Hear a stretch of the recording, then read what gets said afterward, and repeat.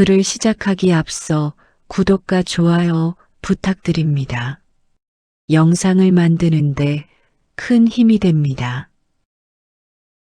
그 시절을 떠올려 보면 나라라는 것이 하루아침에 무너질 수 있던 시대였습니다. 오늘은 임금의 이름이 불리고 내일은 그 이름이 기록에서 사라지던 때였지요. 그런데 문득 이런 질문이 떠오릅니다. 왕건은 처음부터 왕이 되고 싶었을까요? 아니면 왕이 되지 않으면 살아남을 수 없었던 사람이었을까요? 우리는 흔히 태조 왕건을, 고려를 세운 영웅, 후삼국을 통일한 개국 군주로 기억합니다. 교과서도 드라마도 대체로 그렇게 말해왔지요. 하지만 그 이름 뒤에 붙은 수식어들을 잠시 내려놓고 보면 그 역시 우리처럼 시대에 밀려 선택을 해야 했던 한 인간이었습니다. 그 시절 한반도는 더 이상 하나의 나라라고 부르기 어려운 땅이었습니다. 신라는 명목상 존재했지만 실질적인 힘은 이미 지방 호족들에게 넘어간 지 오래였지요. 중앙의 명령은 닿지 않았고 각 지역은 스스로를 지키기 위해 군대를 만들고 성을 쌓고 때로는 이웃과 칼을 겨누어야 했습니다. 그 혼란의 바다 한가운데 송악이라는 항구 도시가 있었습니다. 오늘날 개성이라 불리는 그곳은 육지와 바다를 잇는 교통의 요지였고 자연스럽게 사람과 정보, 물자가 모이는 곳이었지요. 왕건은 바로 그곳에서 태어났습니다. 그의 집안은 흔히 말하는 왕족이 아니었습니다. 대신 바다를 오가며 무역을 하던 집안, 다시 말해 국제 정세에 밝을 수밖에 없는 가문이었지요.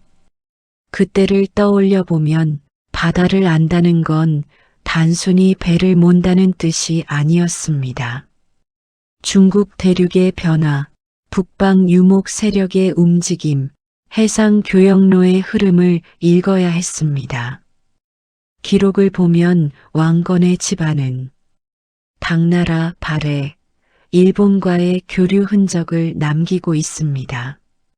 이 말은 곧 그가 아주 어린 시절부터 세상이 하나의 질서로 움직이지 않는다는 사실을 몸으로 보고 자랐다는 뜻이기도 합니다. 어쩌면 왕건은 나라란 무엇인가를 왕좌가 아니라 항구의 풍경 속에서 배웠는지도 모릅니다. 그렇다면 이런 질문이 자연스럽게 이어집니다. 그는 언제부터 싸워야 하는 사람이 되었을까요? 기록에 따르면 왕건이 본격적으로 역사에 등장하는 순간은 궁예라는 인물과 함께입니다. 궁예는 미륵을 자처하며 새로운 세상을 약속했던 인물이었지요. 당시 백성들은 지쳐 있었습니다. 세금은 무거웠고 보호해 주어야 할 국가는 이미 제 역할을 하지 못했지요. 그런 상황에서 새 세상이라는 말은 지금 우리가 생각하는 것보다 훨씬 강한 울림이었을 겁니다. 왕건은 궁예의 휘하로 들어갑니다. 여기서 중요한 건 그가 처음부터 주인이 아니라 부하의 자리를 선택했다는 사실입니다. 그때를 떠올려 보면 누군가의 곁에 선다는 건 단순한 충성이 아니라 생존의 판단이었을지도 모릅니다. 왕건은 전투에서 능력을 보였고 특히 해상과 관련된 작전에서 두각을 나타냅니다. 이 점은 우연이 아니었지요. 그의 삶 전체가 이미 그런 방향으로 준비되어 있었던 셈입니다. 하지만 시간이 흐를수록 궁예의 통치는 점점 흔들리기 시작합니다. 의심은 깊어지고 처벌은 잦아지고 백성과 신하 모두가 숨을 죽이게 됩니다. 이때 왕건은 아주 어려운 선택의 갈림길에 서게 됩니다. 충성을 지킬 것인가, 아니면 더 많은 사람을 살릴 선택을 할 것인가? 이 질문은 지금 이 시대를 사는 우리에게도 결코 가볍지 않게 다가옵니다.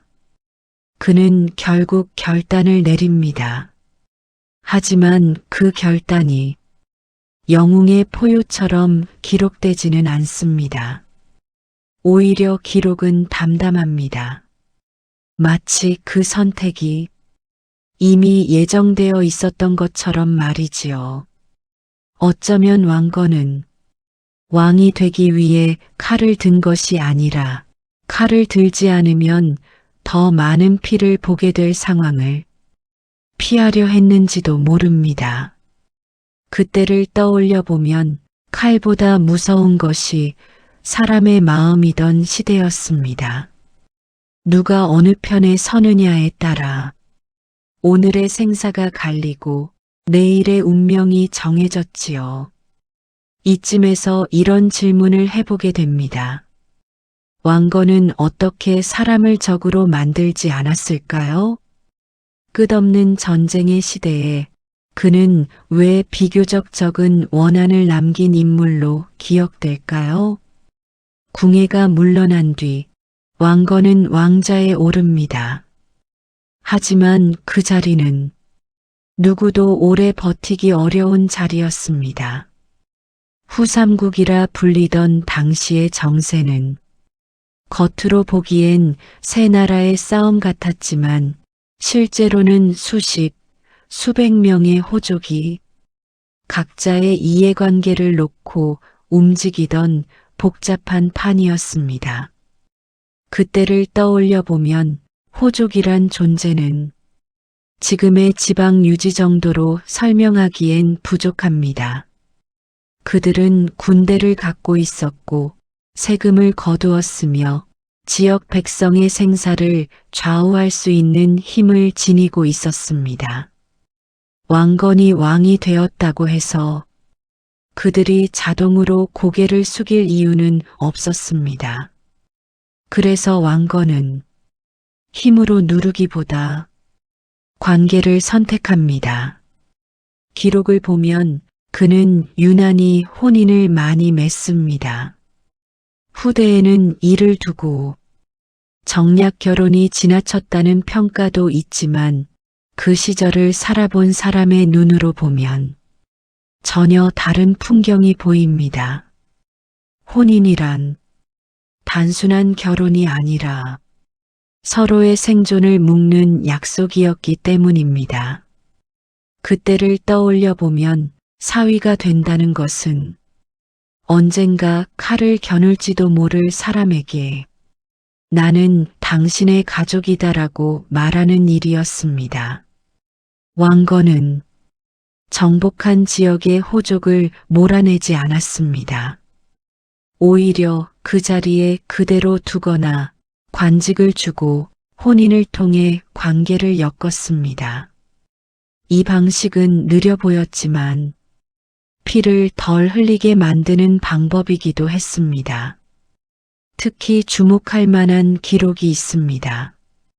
왕건은 항복한 적에게 보복을 삼가라는 명령을 여러 차례 내립니다. 당시로서는 매우 이례적인 태도였습니다. 그때를 떠올려 보면 전쟁에서 이긴 쪽이 패자를 죽이거나 쫓아내는 건 너무도 당연한 일이었지요. 하지만 왕건은 달랐습니다. 그는 패자의 체면을 어느 정도 지켜줍니다. 왜 그랬을까요? 한 가지 해석은 이렇습니다.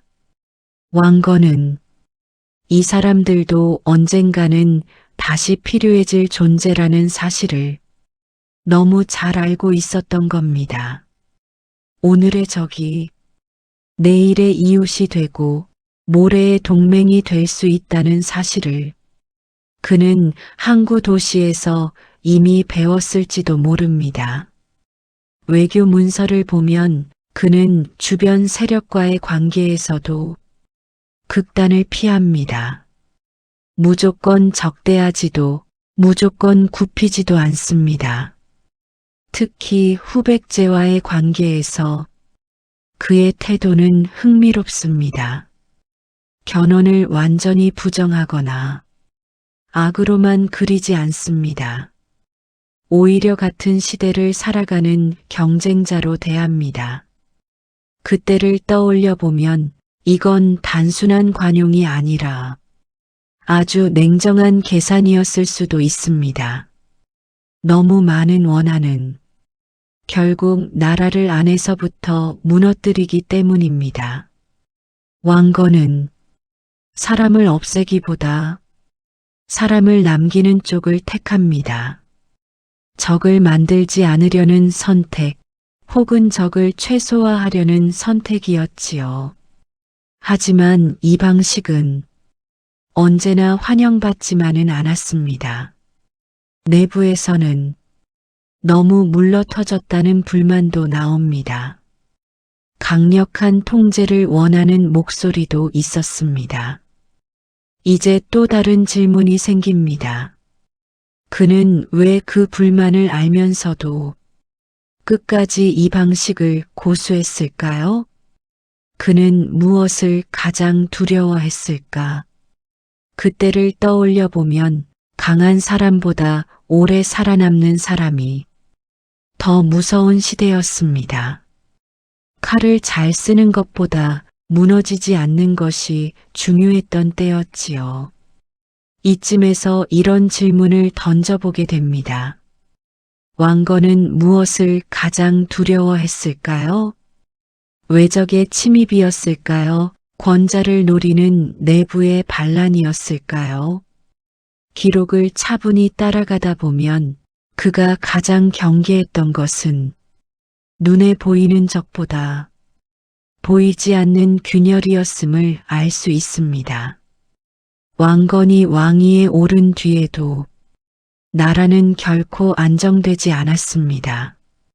후백제는 여전히 건재했고 신라는 이름만 남은 채 언제 무너져도 이상하지 않은 상태였지요. 하지만 더 큰 문제는 나라 안에 있었습니다. 그때를 떠올려 보면 고려라는 나라는 하루아침에 만들어진 공동체였습니다. 각기 다른 땅, 각기 다른 이해관계, 각기 다른 기억을 가진 사람들이 갑자기 하나의 나라가 된 셈이지요. 왕건은 이 사실을 누구보다 잘 알고 있었습니다.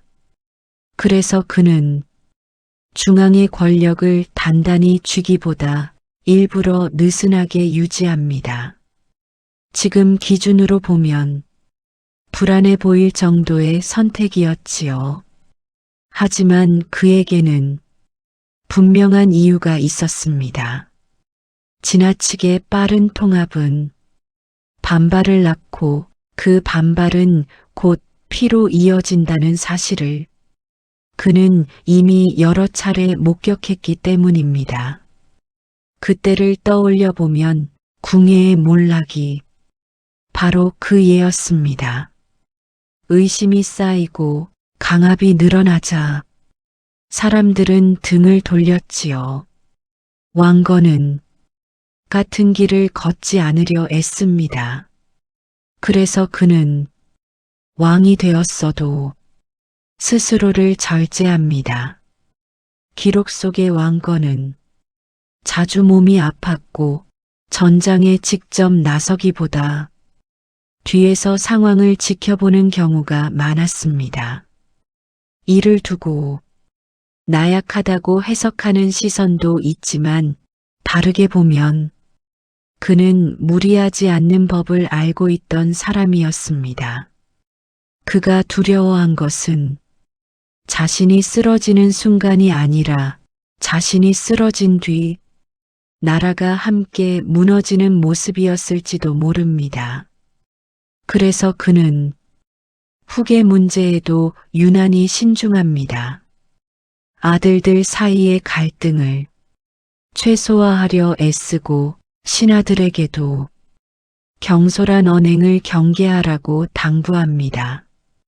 그때를 떠올려 보면 왕위 계승은 또 하나의 전쟁이었지요.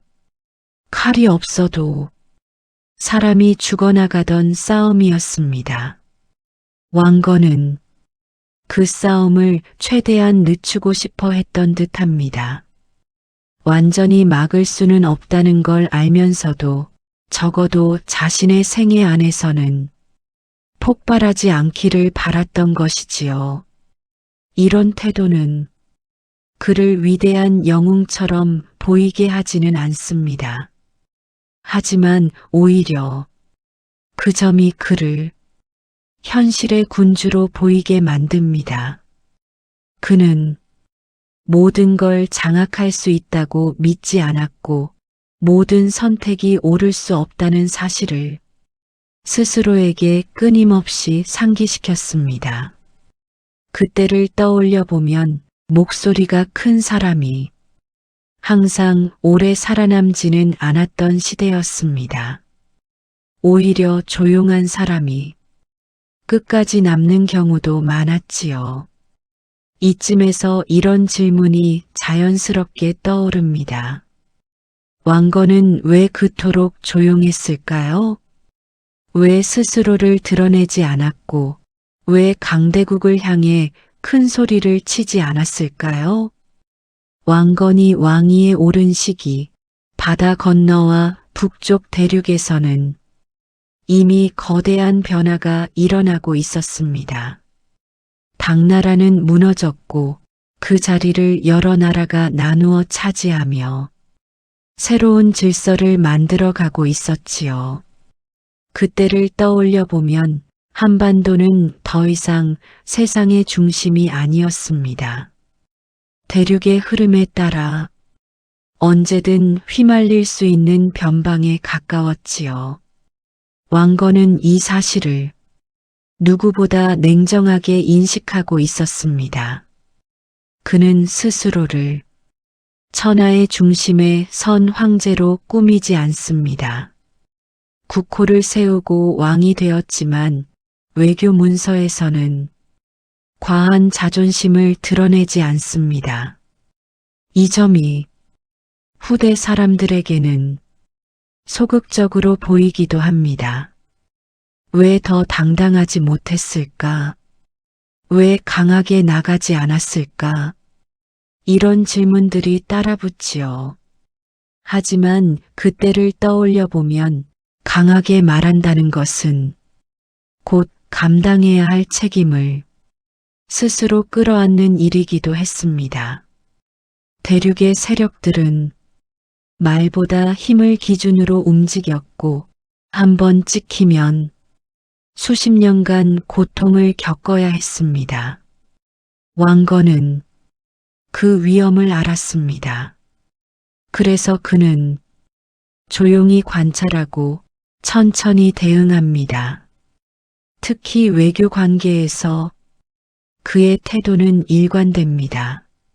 먼저 적을 만들지 않고 상대가 어떤 선택을 하는지 끝까지 지켜봅니다. 그때를 떠올려 보면 이건 용기가 없어서가 아니라 지나치게 많은 것을 알고 있었기 때문일지도 모릅니다. 그는 바다를 통해 소식이 얼마나 빠르게 퍼지는지, 한 번의 오판이 얼마나 큰 파장을 불러오는지를 이미 경험으로 알고 있었습니다. 그래서 왕건은 자신의 나라를 지금 당장 강한 나라로 보이게 하기보다 함부로 건드리기 어려운 나라로 남기려 합니다. 이 차이는 아주 큽니다. 강한 나라는 언제나 시험당하지만 건드리기 꺼려지는 나라는 의외로 오래 버팁니다. 그는 외교에서 승리의 언어를 쓰지 않습니다. 대신 시간의 언어를 씁니다. 조금 늦더라도, 조금 돌아가더라도 나라가 무너지지 않는 쪽을 택합니다. 그때를 떠올려 보면 이 선택은 화려하지도 통쾌하지도 않았을 겁니다. 하지만 백성의 입장에서는 가장 덜 아픈 선택이었을지도 모릅니다.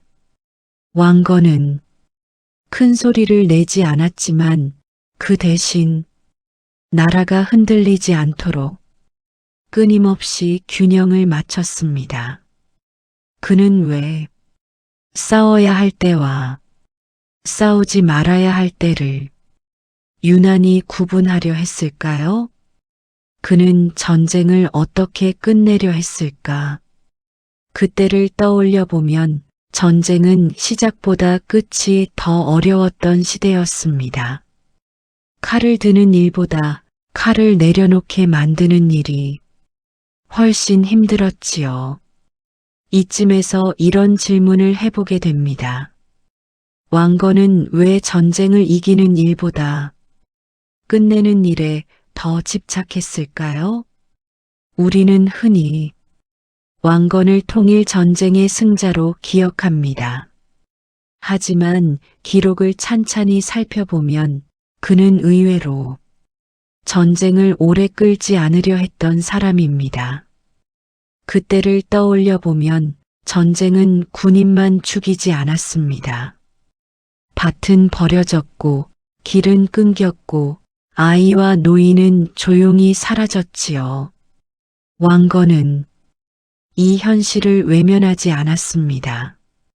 그는 전투를 앞두고도 상대에게 여러 차례 항복의 길을 열어둡니다. 조건 없는 항복을 요구하기보다 체면을 지켜줄 수 있는 출구를 마련하려 애씁니다.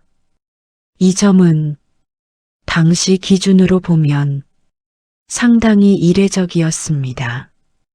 그때를 떠올려 보면 전쟁이란 상대를 완전히 무너뜨려야 끝나는 것으로 여겨졌기 때문입니다. 하지만 왕건은 무너진 뒤에 남는 것이 무엇인지를 먼저 생각했던 듯합니다. 특히 후백제와의 싸움에서 그의 태도는 여러 기록에 남아 있습니다. 싸울 때는 단호했지만 이긴 뒤에는 조심스러웠습니다. 그는 적의 무덤을 함부로 훼손하지 않았고 패자의 가족을 함부로 다루지 말라고 명합니다. 이 명령은 군사들 사이에서 불만을 낳기도 했습니다. 왜 이렇게까지 배려해야 하느냐? 그런 말이 나왔다는 기록도 남아 있습니다. 그때를 떠올려 보면 이 불만 역시 이해할 수 있습니다. 전쟁터에서 목숨을 걸었던 사람들에게 자비는 사치처럼 보였을 테니까요. 하지만 왕건은 그 불만을 알면서도 자신의 방식을 굽히지 않습니다. 그 이유는 아마도 분명했을 겁니다. 전쟁이 끝난 뒤에도 사람들은 같은 땅에서 같은 하늘 아래 살아야 했기 때문입니다. 원한이 쌓인 땅은 언제든 다시 불붙습니다.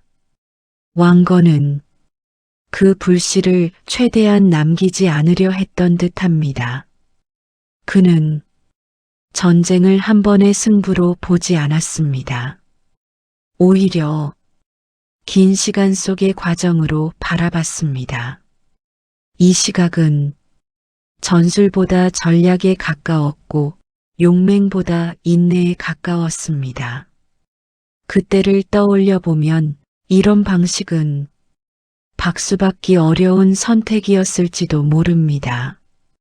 하지만 그 덕분에 고려라는 나라는 전쟁 직후에도 완전히 무너지지 않을 수 있었습니다.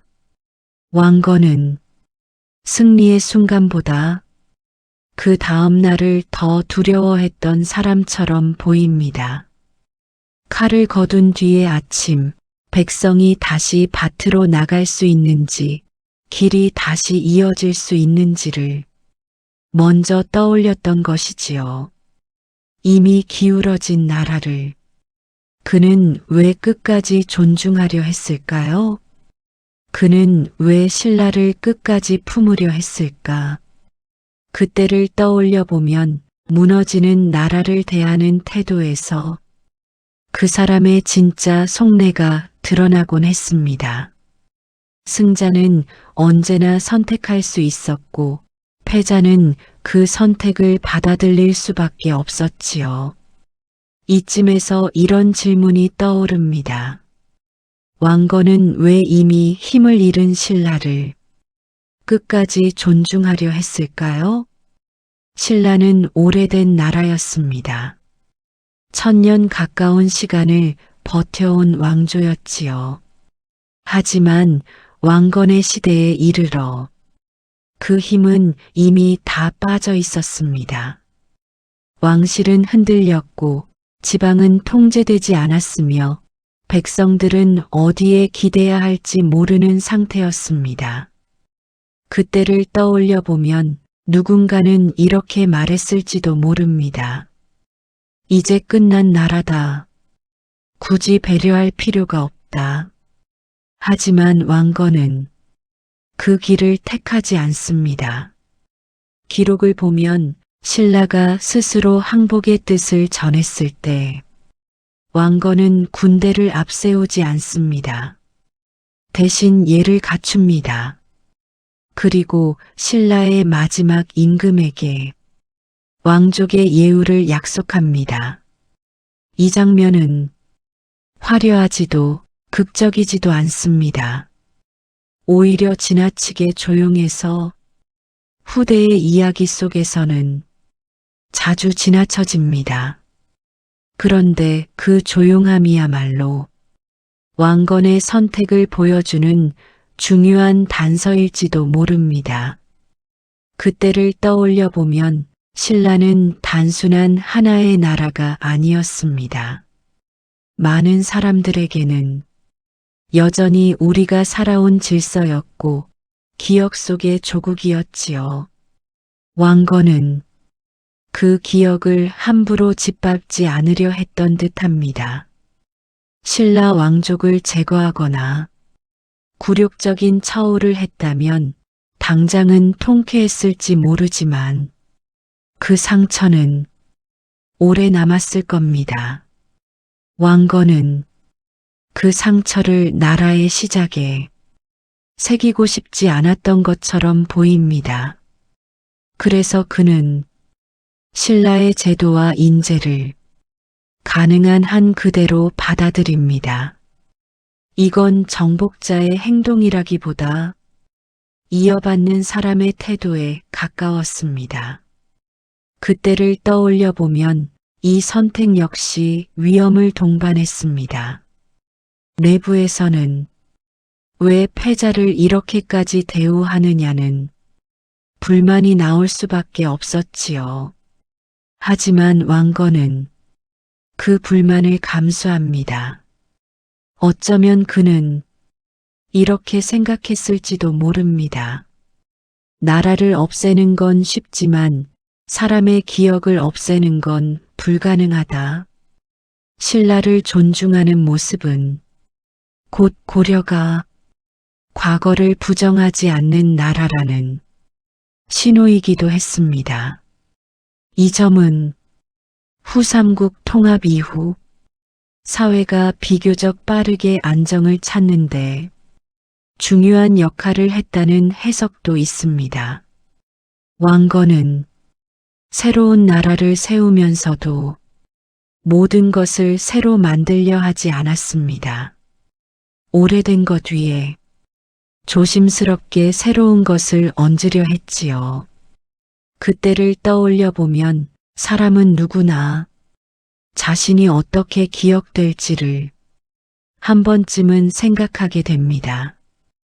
특히 왕의 자리에 오른 사람이라면 그 질문을 피해가기 어려웠겠지요. 이쯤에서 이런 질문이 떠오릅니다. 왕건은 어떤 왕으로 남고 싶었을까요? 영웅이었을까요? 정복자였을까요? 아니면 그저 나라를 무너지지 않게 지킨 사람이었을까요? 왕건이 남긴 기록을 보면 자신을 드러내는 말은 그리 많지 않습니다. 업적을 과장하거나 자신의 선택을 정당화하는 문장도 의외로 드뭅니다.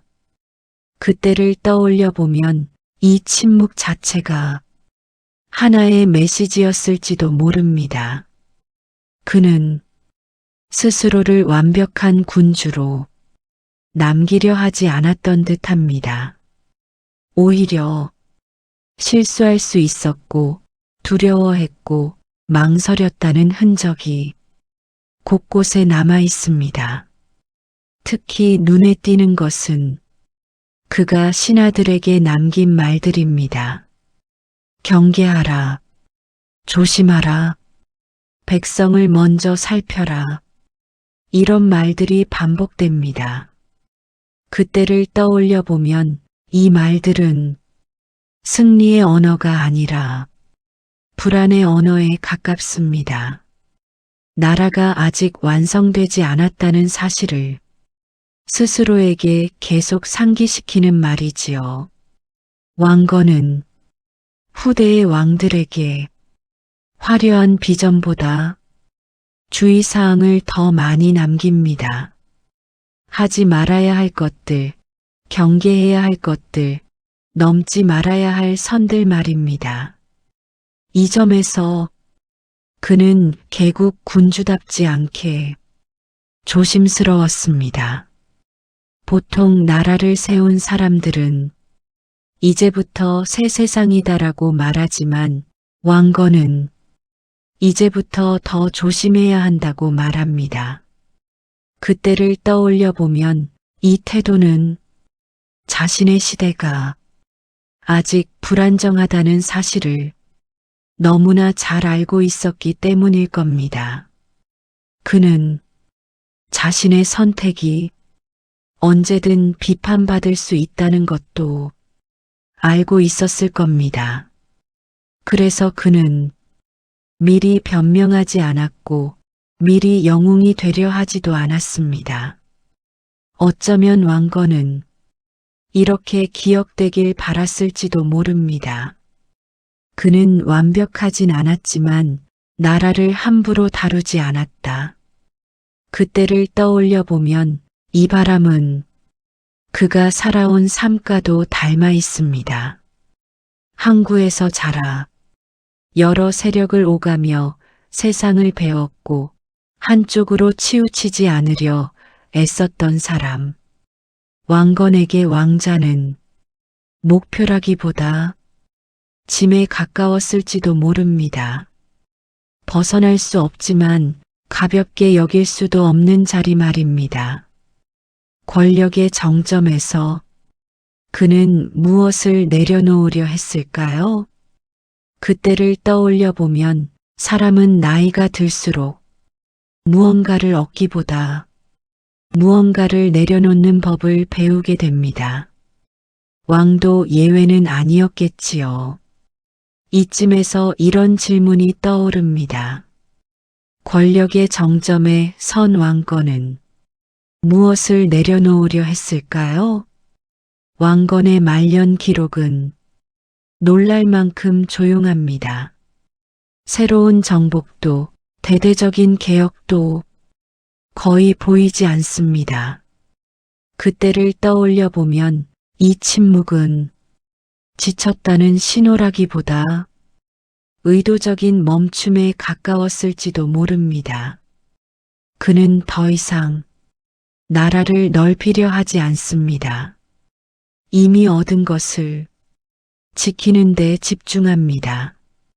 이 변화는 그가 세상을 바라보는 시선이 달라졌다는 것을 보여줍니다. 젊었을 때의 왕건은 움직이는 사람이었습니다. 바다를 건너고 전장을 오가며 기회를 잡았지요. 하지만 늙은 왕건은 움직이지 않는 사람이 되려 합니다. 판을 흔들기보다 판이 흔들리지 않게 무게를 싣는 쪽을 택합니다. 그때를 떠올려 보면 이 선택은 쉽지 않았을 겁니다. 권력은 손에 익을수록 놓기 어려운 법이니까요. 왕건은 점차 신하들에게 권한을 나눕니다. 모든 것을 직접 결정하려 하지 않고 논의를 거치게 합니다. 이 모습은 강한 왕의 모습과는 거리가 멀어 보일지도 모릅니다. 하지만 다른 한편으로는 나라가 개인의 능력에 의존하지 않도록 하려는 의지로도 읽힙니다. 그때를 떠올려 보면 왕건은 자신 이후의 시간을 이미 생각하고 있었던 듯합니다. 자신이 사라진 뒤에도 나라가 굴러가야 한다는 사실을 그는 너무 잘 알고 있었지요. 그래서 그는 자신의 판단을 절대적인 기준으로 만들지 않으려 합니다. 내가 했으니 옳다가 아니라 내가 없어도 이어질 수 있어야 한다는 방향으로 움직입니다. 이 시기의 왕건은 더 이상 앞에 나서지 않지만 완전히 물러서지도 않습니다. 지켜보고 필요할 때만 개입합니다. 그때를 떠올려 보면 이건 노련한 어른의 태도와 닮아 있습니다. 말은 줄이고 결정은 늦추고 대신 책임은 끝까지 지는 방식 말이지요. 왕건이 내려놓으려 했던 것은 어쩌면 권력 그 자체가 아니라 권력을 휘두르고 싶은 마음이었을지도 모릅니다. 사람은 마지막 순간에 가장 솔직해진다고 하지요. 그가 끝내 남긴 말들. 그때를 떠올려 보면 사람은 마지막에 가장 숨기지 못한다고 하지요. 말이 줄어드는 대신 남기는 말은 오히려 더 무거워집니다. 이쯤에서 이런 질문이 떠오릅니다. 왕건은 무엇을 가장 남기고 싶었을까요? 권력의 정당성이었을까요? 자신의 업적이었을까요? 아니면 아직 완성되지 않은 나라에 대한 걱정이었을까요? 왕건의 마지막 시기에 전해지는 말들은 훗날 훈요십조라 불리게 됩니다. 이 말들은 승리의 선언도 아니고 자기 창가도 아닙니다. 오히려 읽다 보면 한 나라의 첫 왕이 얼마나 불안했는지가 고스란히 느껴집니다. 그때를 떠올려 보면 이 말들은 이렇게 하라기보다는 이렇게 되지 않기를 바란다에 더 가깝습니다. 왕건은 불교를 존중하라고 말합니다. 하지만 맹목적으로 따르라는 뜻은 아닙니다. 사람의 마음이 기댈 곳을 억지로 없애지 말라는 경고에 가깝습니다. 또한 그는 지방 세력을 함부로 건드리지 말라고 합니다. 중앙의 힘으로 모든 것을 해결하려 들지 말라고 말이지요. 그때를 떠올려 보면 이 말은 왕으로서의 약함이 아니라 현실에 대한 정확한 인식이었을지도 모릅니다. 그는 이 나라가 아직 단단히 굳지 않았다는 사실을 누구보다 잘 알고 있었습니다. 조금만 흔들어도 금이 갈 수 있는 상태였지요. 그래서 그는 조급함을 경계합니다.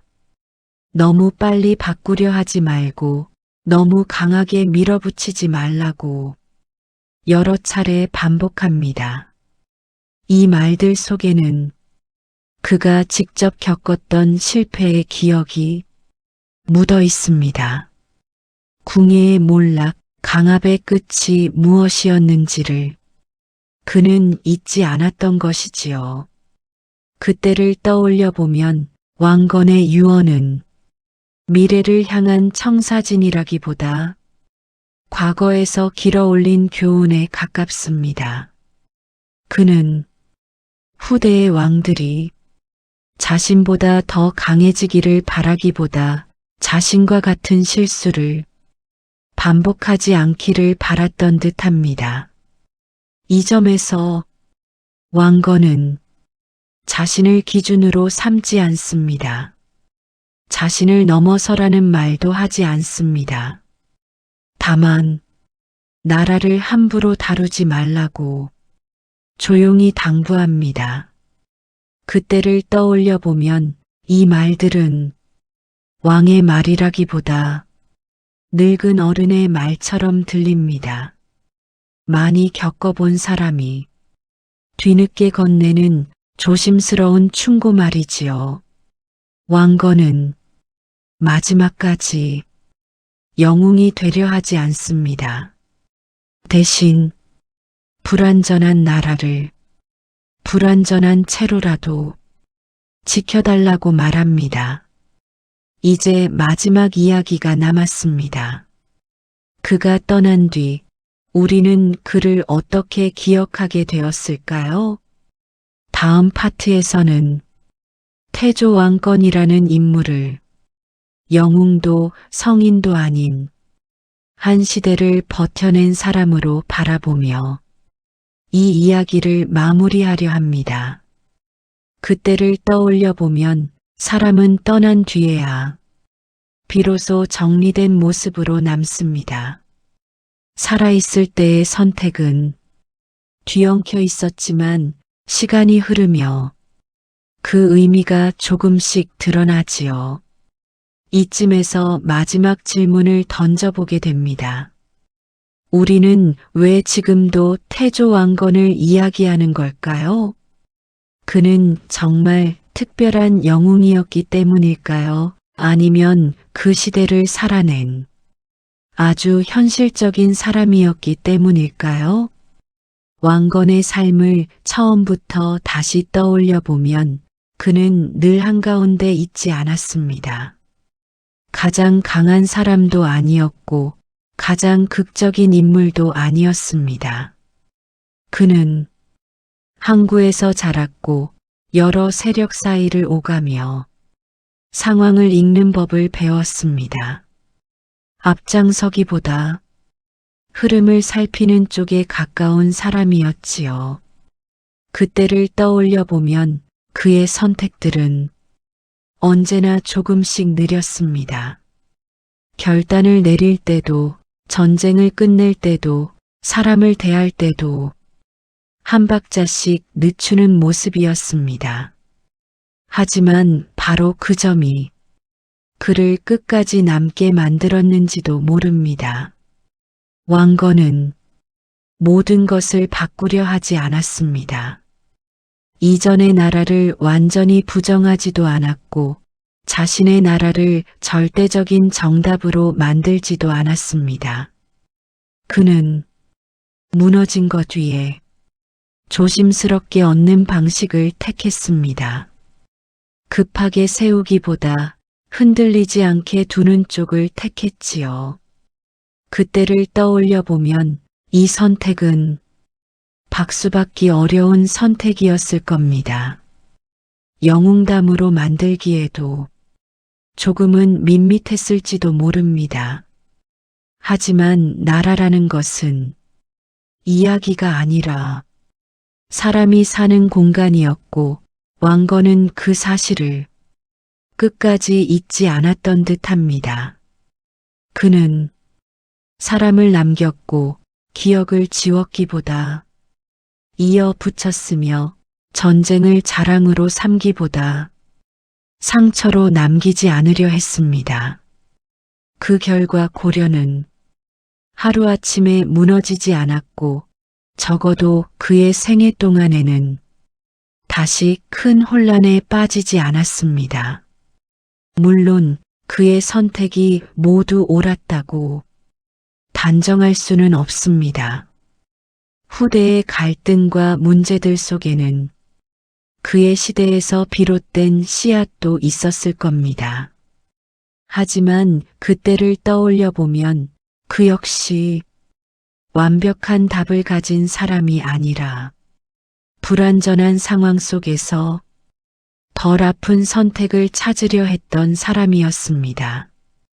그래서 우리는 왕건을 신하처럼 떠받들기보다 한 사람으로 다시 불러내야 하는지도 모릅니다. 혼란의 시대에 조금 더 오래 버티기 위해 조금 더 조심스럽게 움직였던 사람, 크게 외치기보다 조용히 책임지려 했던 사람, 그때를 떠올려 보면 어쩌면 지금 이 시대를 사는 우리에게도 그의 이야기는 아주 낯설지 않게 들립니다. 빠르게 결정해야 하고 쉽게 편을 나눠야 하며 큰 목소리가 힘이 되는 세상 속에서 왕건은 다른 길을 보여줍니다. 서두르지 않는 선택, 적을 남기지 않으려는 태도, 그리고 자신의 한계를 아는 권력. 그래서 우리는 지금도 그의 이름을 꺼내는지도 모릅니다. 완벽해서가 아니라 사람 냄새가 남아있기 때문에 말입니다. 이 이야기가 어느새 조용히 끝났다면 그건 아마 왕건이라는 사람이 원했던 방식일지도 모르겠습니다. 크게 박수받지 않아도 조용히 기억되는 것, 그것이 태조 왕건이 남긴 마지막 모습이었을지도 모릅니다.